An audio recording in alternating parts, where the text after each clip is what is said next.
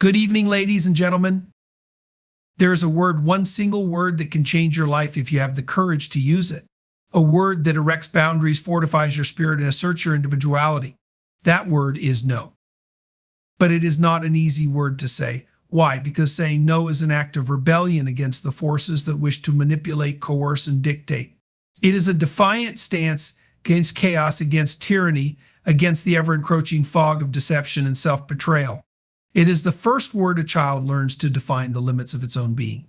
It is the word that separates the willing from the enslaved, the responsible from the complicit, the strong from the weak. There is a single word that holds immense power, yet many hesitate to use it. That word is no. It is a boundary, a declaration, and an act of self-preservation. From the earliest moments of life, a child learns to say no to establish independence, to separate from the collective, to define itself as an individual. It is one of the first assertions of personal will against external influence. Yet as people grow older, they are often conditioned to suppress it. The pressures of society, the fear of rejection, and the desire to avoid conflict make individuals reluctant to refuse, even when they know they should. But every time someone silences their own resistance, they relinquish a piece of themselves. Saying no is an act of self-definition. It is the mark of someone who understands their own values and refuses to compromise them for the sake of convenience or social harmony. It is the act of a person who refuses to be coerced into conformity at the cost of their own truth. This is not to say that no is merely an act of defiance. It is not rebellion for its own sake, nor is it a reflexive rejection of authority. It is, instead, an assertion of discernment, a recognition of the difference between what aligns with one's principles and what does not. The difficulty of saying no lies in the discomfort it creates. People are social creatures, deeply wired for connection and cooperation. They do not wish to disappoint, to disrupt, or to alienate. But in their reluctance to cause discomfort for others, they often create suffering for themselves. They agree to obligations that drain them, entertain relationships that corrode them, and engage in behaviors that betray them. The fear of upsetting others leads to a slow erosion of personal integrity, a steady drift away from authenticity. Each small compromise accumulates until a person finds themselves living a life that is not truly their own. This is why no is not merely a rejection, but a necessity. It is the foundation upon which self-respect is built. The moment someone says no with conviction, they reclaim ownership of their own existence. They send a message to themselves and to the world that they will not be dictated to, manipulated, or swayed by pressures that contradict their deepest sense of right and wrong. It is a word that defines relationships, establishes expectations, and solidifies the essence of who they are. Yet the ability to say no requires a foundation. It cannot be arbitrary or whimsical. It must be rooted in something real. A person who has no clear values, no structured principles, will find themselves unable to say no when it matters most. They will be swept along by the demands of others, surrendering their autonomy piece by piece. But when someone has clarity, when they know what they stand for, no becomes an anchor. It becomes the ultimate tool of self-preservation, a shield against the forces that would erode their character and diminish their strength. Every time a person says yes when they truly mean no, they engage in a subtle act of self-betrayal. Compliance, especially when it is given out of fear or discomfort, comes at a significant cost. At first, it may seem inconsequential, a small agreement, a minor concession, a harmless nod of approval, but over time, these moments accumulate, shaping a person into something they never intended to become.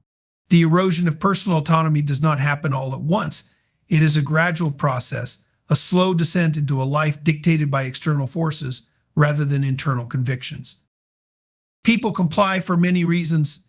Some fear confrontation, believing that disagreement will lead to conflict, rejection, or social ostracization. Others are driven by guilt, conditioned to believe that refusing a request is selfish, even when fulfilling it is detrimental. There is also the weight of expectation. Society teaches individuals to conform, to be agreeable, to avoid making others uncomfortable. The problem is that excessive compliance weakens the very fabric of a person's identity. Each time they suppress their true response in favor of what is expected, they train themselves to prioritize external validation over internal truth. The cost of this compliance manifests in many ways. It breeds resentment, both toward others and oneself. A person who consistently sacrifices their own needs for the sake of pleasing others will eventually come to resent those they accommodate. More dangerously, they may begin to resent themselves for allowing it to happen. This resentment does not remain dormant, it festers, shaping attitudes, influencing behavior, and often leading to passive-aggressive tendencies, cynicism, or even outright rebellion at an opportune time.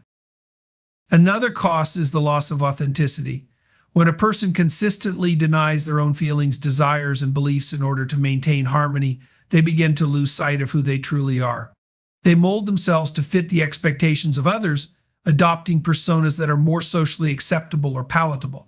This creates an internal dissonance, a conflict between what they project to the world and what they actually feel inside. Over time, this gap widens, making it increasingly difficult to access their own true thoughts and emotions.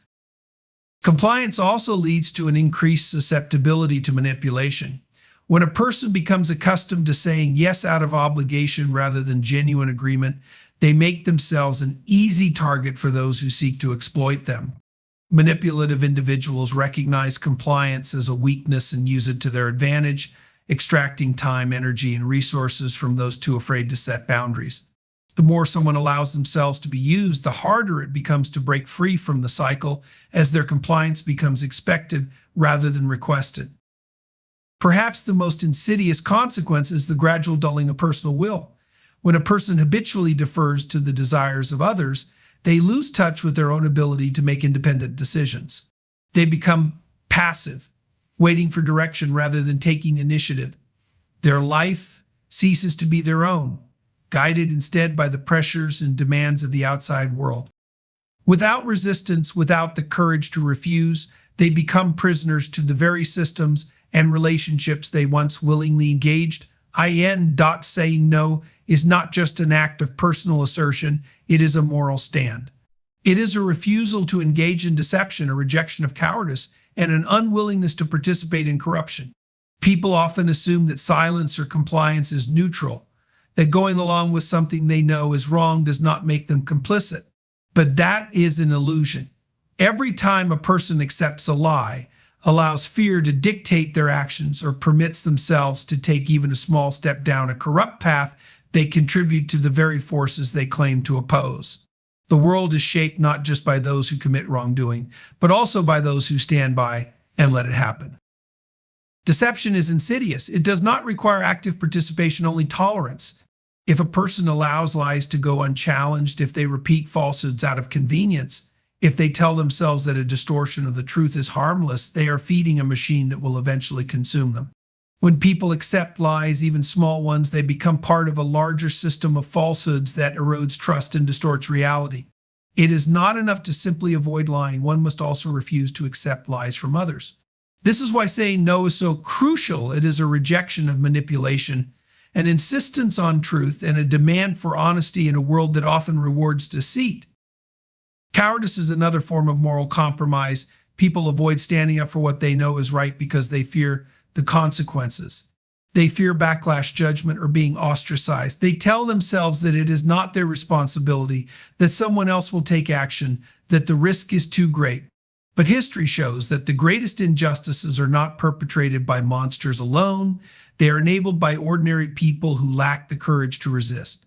A person who refuses to say no when it matters most is not merely avoiding conflict, they are allowing wrongdoing to persist. Courage is not the absence of fear, it is the willingness to act despite fear. And sometimes the simplest act of courage is saying no when pressured to remain silent. Corruption does not announce itself loudly. It does not begin with grand, overtly immoral acts. It starts with small compromises, seemingly insignificant choices that over time lead a person down a path they never intended to walk.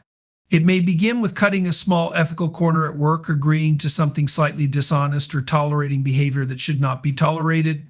The moment a person justifies these actions, they make it easier to justify the next, and the next, until they are so deeply entrenched in compromise that they can no longer see a way back. Saying no to corruption at its earliest stages is not just an act of self-preservation, it is a refusal to let small evils grow into something larger and more destructive. The ability to say no in the face of deception, cowardice, and corruption is what separates those who maintain their integrity from those who solely surrender. Saying no is only half the equation. It is not enough to reject what is wrong, one must also commit to what is right. Every time a person refuses to engage in something destructive, they must also be willing to embrace something constructive. A life defined solely by rejection is a life lacking purpose. The true power of no is that it creates space for a meaningful yes. To stand against falsehood is to stand for truth. To reject cowardice is to embrace courage. To say no to aimlessness and distraction is to say yes to responsibility and purpose. A person cannot simply drift through life avoiding the things they despise. Avoidance does not create meaning. The absence of failure is not the same as success, just as the absence of vice is not the same as virtue. Those who live only to avoid mistakes often find themselves paralyzed, trapped in a state of hesitation. They are so preoccupied with not doing the wrong thing that they never take decisive steps toward the right thing. If one says no to a meaningless existence, then they must actively seek a meaningful one. The rejection of bad habits, toxic relationships, or dishonest practices is only the beginning. The next step is choosing discipline, integrity, and genuine human connection. Responsibility is a choice, and it is one that requires active participation. No one stumbles into a purposeful life by accident.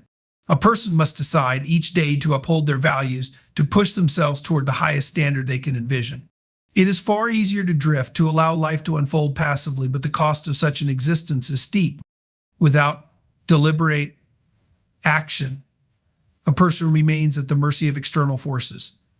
They become reactive rather than proactive, shaped by circumstance rather than shaping their own destiny. Saying yes to responsibility is not a burden, it is a path to strength. It is an acknowledgement that life's greatest rewards are earned through effort and commitment. Truth, like responsibility, is not something that happens to a person, it is something they must pursue. Lies are seductive because they are convenient. The truth is often difficult, uncomfortable, even painful.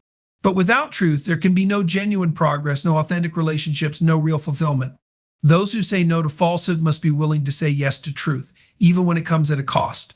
The truth requires courage because it demands that a person see the world as it truly is, not as they wish it to be. It forces them to acknowledge their own shortcomings and take responsibility for their own failures.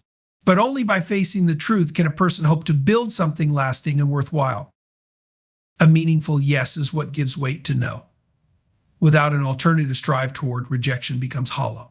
A person must identify what is worth pursuing and commit to it fully. Discipline, purpose, integrity, and truth must not only be acknowledged but actively chosen. Life does not move forward by avoidance alone. It is propelled by the willingness to pursue something greater. Thanks for watching.